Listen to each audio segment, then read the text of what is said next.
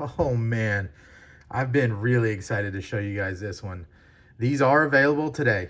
These are the Gunslinger Jack re-release. This is the purple cosmic Kieranite paired up with the DLC everything, except for your backspacer there, which just adds just a little bit of like chef's kiss cherry on top. Because these have a titanium spacer all the way down, you can anodize them. And I think it was a really good choice to keep the clip blacked out, because I could see how some of their other models, they would make that match the backspacer. Yeah, let's see. We got one right here.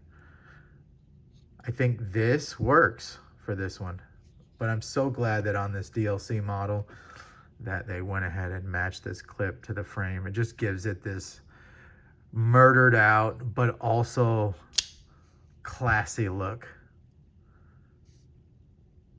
And that cosmic purple Kieranite, I just want to eat it every time I pull this thing out. It's like, that thing looks like it tastes good. Do you get what I'm saying? No? Okay, just me. Oh man, what can you say? I love this gun stock frame here. I loved it on the first one. They had to re-release them because they sold through so fast and they got so many emails. When are you going to release another Gunslinger? So here it is. I think about 6 months later or so, you're looking at the second batch. And that usually doesn't happen. So these things were very popular. I suspect that this second batch will sell out just as fast. They have some beautiful options. They have a wooden covered option. I guess on a frame lock, you don't have to call them covers anymore, right? What are we going to do? As a knife community, what are we going to call these things? The one-handed traditional knives. Are they just scales or covers? Leave your comments below. I don't know. Either way, they have the wood option, and then they also have a all titanium, kind of like something like this, but it's not jigged, right? It's an all titanium version with like checkering on it. Or is it more like grenade style, like texturing? Either way. And then because this hardware is titanium, they have it where it's like a blue, I wouldn't quite say like baby blue, maybe like a North Carolina blue hardware and clip on that option. And then there's a couple other options. I'll have all the info below. I thought this one was the most striking out of all of them. And I guess we'll see, you know, time will tell, but I really feel like this one's going to sell out first. This DLC and this cosmic purple Kieranite is really something to see. And I've always liked these synthetic, and carbon fiber synthetic too, right? Man-made. It's gorgeous, but I believe this is also gorgeous. But I've always liked this smooth style, like epoxy, whatever they're doing to manufacture this Kieranite, because it actually is grippy. It doesn't feel like it should be as grippy as it is. I don't know if it's because they're so smooth and shiny, but I have a couple GECs in their material called Knife Bright, and I've always said that it's lightweight and it's very grippy, and I just like the way it looks. So it's kind of like the pairing modern with the old school and just bringing those two together. The contrast is like striking. So while I understand, you know, some people want the traditional style through and through and the micarta versions and all that, and some people don't like the carbon fibers, and some people are not going to like this Kieranite.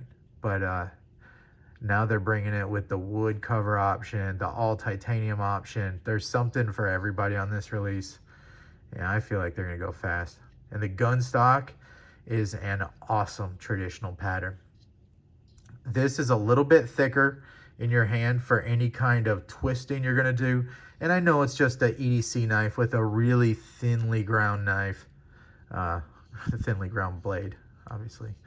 And it just gives you control. If you ever have to cut something, this thing is not going to twist around in your hand. And I really feel like it's this little bit of extra tail here that really gives it that secure feel. It fills up your palm. The way that they have faceted this butt area here, no hot spots. It just falls right into your hand. It locks in. Get locked in. We're locked in. Oh man, can you tell I have 4 children who are up to date on all the current slang, which means I kind of am too. No cap, for real, cut. Anyways, let's get serious. Let's get locked in. You've got this frame lock here that runs straight up to the ricasso of the blade for ultimate control. It's one of the things I love about traditional knives. You can usually slide, if you're cutting rope or cutting leather or something, right? And you don't want it to get caught in the sharpening notch. Well, you can put your thumb right there or close to it and just get you a little path right to the blade and cut right through. If you need to choke up on the blade, choke up as much as you want, right? And then this being a frame lock, I really feel like appeals to everybody. It just appeals to the masses because the traditional folks, not all of them, but most of them are going to dig this because a lot of us die-hard traditional people still love our one-handed folders, our flippers on ceramic bearings, right? We like lock bar inserts in there because the idea that I could carry this for many, many years, something happens to it, and we could just exchange this lock bar insert. What I mean is it wears out. Maybe the lock bar for some reason, I don't know, you carry this every day and use it all day, every day, and you're just opening and closing it, and somehow you have walked this frame lock all the way over and it's too close for comfort for you. Well, a new lock bar interface fixes that problem like brand new. So I really like that too because titanium over time titanium's not as hard as this S90V. Look, I don't need to pitch to you guys why the insert is so valuable, but it's a nice feature to see. And then I used to always wonder, if you really look inside here, the insert actually extends and goes up and touches the bolster. And I was like, if we have a cover or a scale, we can't over travel the lock bar, right? So why would you need to put that insert? Jack Wolf Knives knew that they were going to have some options that were going to be all titanium all the way down. So actually you can see that over travel extension built into the insert right there. So this is a frame lock, right? With no scales, covers, and you can't over travel it.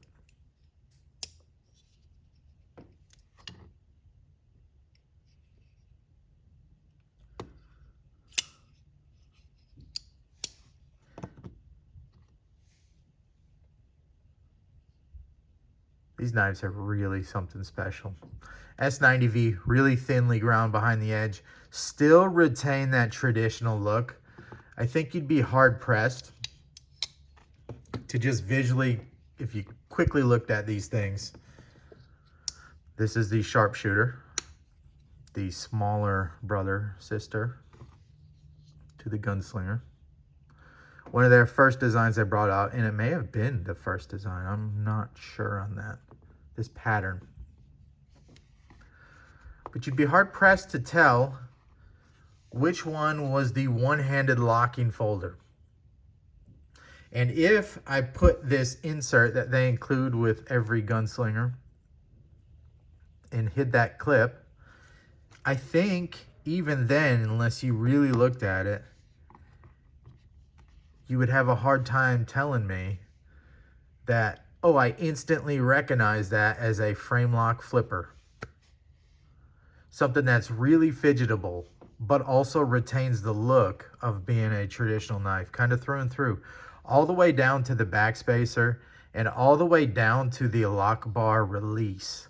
I know that's a point of contention for some folks, but I'm telling you, as a traditional knife enthusiast, my personal take is that I love that they don't recess this scale all the way up or even somewhat up. They put this recess in here. Your thumb, my thumb, has no problem finding that gap and just pushing it over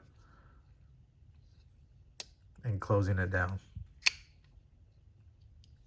What that does is it gives it that traditional look all the way around, even including this long back spacer that they put in here to mimic a spring.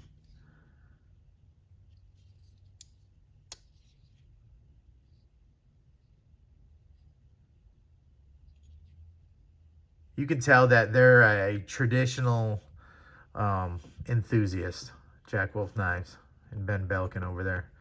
It's a lot of great design decisions, in my opinion, all the way through to the long pulls here so that we can reverse flick. It's pretty deep too. I wonder like how close, because it's pretty deep on both sides. I wonder like how much more they could mill it deeper before it like was a hole in the blade, because there is no problem getting grip on these things. Don't need a thumb stud. Another thing that I found that I really like about these knives, it's a traditional thing, but also it transfers over because they're so close to traditional knives, is no thumb stud to get caught up on when you're cutting stuff. You could bury this blade all the way down into a piece of foam or whatever and cut through, or one of those thick like egg crate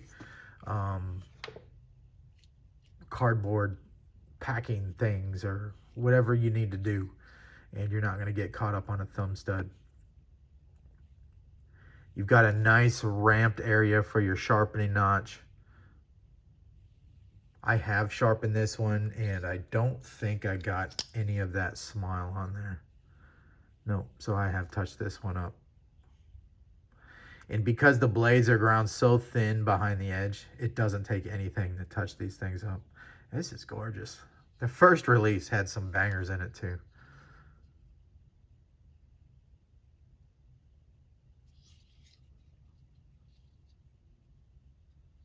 S90V blade. Which I think they're going to continue to use that until we get a surprise at some point. Blade retention has been awesome on all these S90Vs. The DLC, I cannot get this thing out of my pocket no matter what I'm carrying. I've been, for the last week or so, I've been carrying this alongside with this. And just so you can see, the DLC is just holding up great.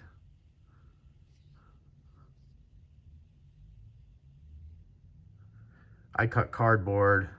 I've cut big, thick plastic zip ties. I've cut a ton of shrink wrap off pallets, a ton of tape and cardboard boxes, and you name it, just regular EDC stuff. And you can see the DLC has no scarring on it. So I'm not saying that can't happen, but this is legit DLC. So I have no worries about carrying these things and using them with the DLC. And I also just feel like, you know, it's that little bit of modern edge to the old school traditional. You know, I love the contrast of like the old school stuff with the new school stuff, and you know, they just collide in the right kind of way, in my opinion here. That's the Gunslinger Jack, all in one take. It's just, I don't write anything down for these. I just speak from my experience of carrying and using it. I hope this doesn't come off too rambly or too sales pitchy, because that's really not what I'm here for. You know, these knives are going to sell whether, you know, I push them or not. I do like sharing them. And I could not afford all these, so I do thank Jack Wolf Knives for sending them out. That's the only way I'm able to show you guys all of these. They are premium knives, you know, they're premium luxury products. And I think the quality really shows and shines. I haven't met many people in the real world who have owned these Jack Wolf knives and have carried and used them and have come back and said, yeah, they're not good knives. They are good knives.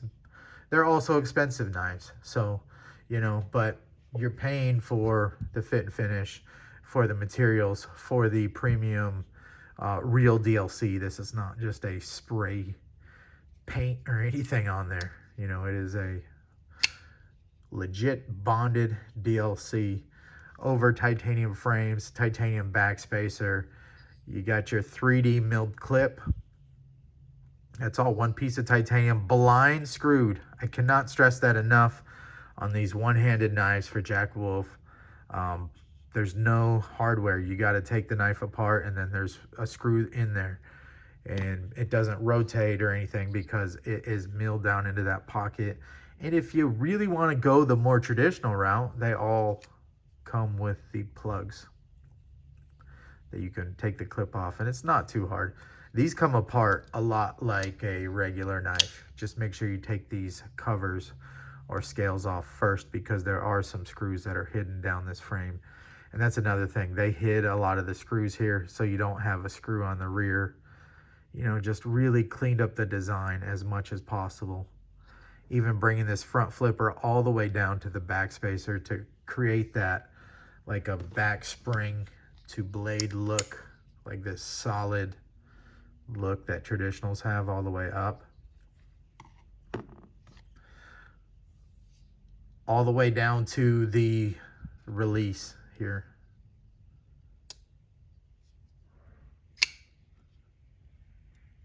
Just an awesome design. And I can't say enough about the gun stock for everyday. This right here is money. This thing just fills up the palm of your hand. It has a gentle curve to it. It just fits right in your hand like a glove.